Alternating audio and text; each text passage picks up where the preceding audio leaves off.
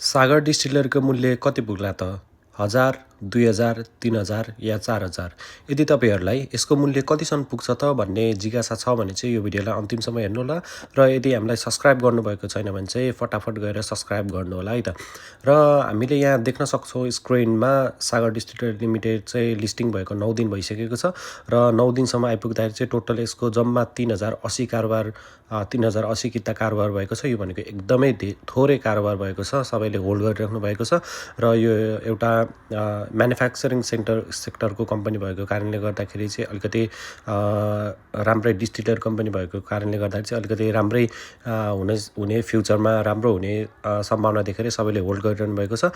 र तल तपाईँले देख्न सक्नुहुन्छ ब्रोकर होल्डिङ सागर डिस्टिलरको कसले कति किता होल्ड गरिरहेको छ भनेर।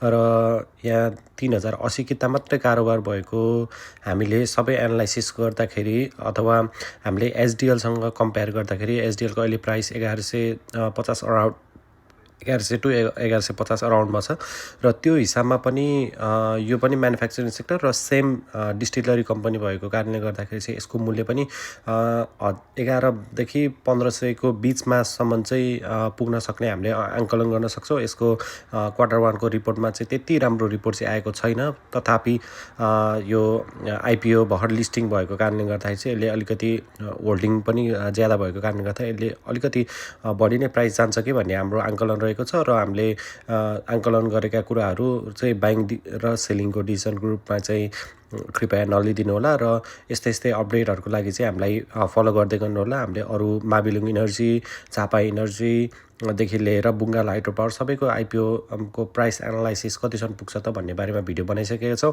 त्यो भिडियो चाहिँ हाम्रो च्यानलमा गएर चेकआउट गर्न सक्नुहुनेछ र यस्तै अपडेटको लागि चाहिँ हामीलाई फलो गर्दै गर्नुहोला, सब्सक्राइब गरिदिनु होला। हस्त।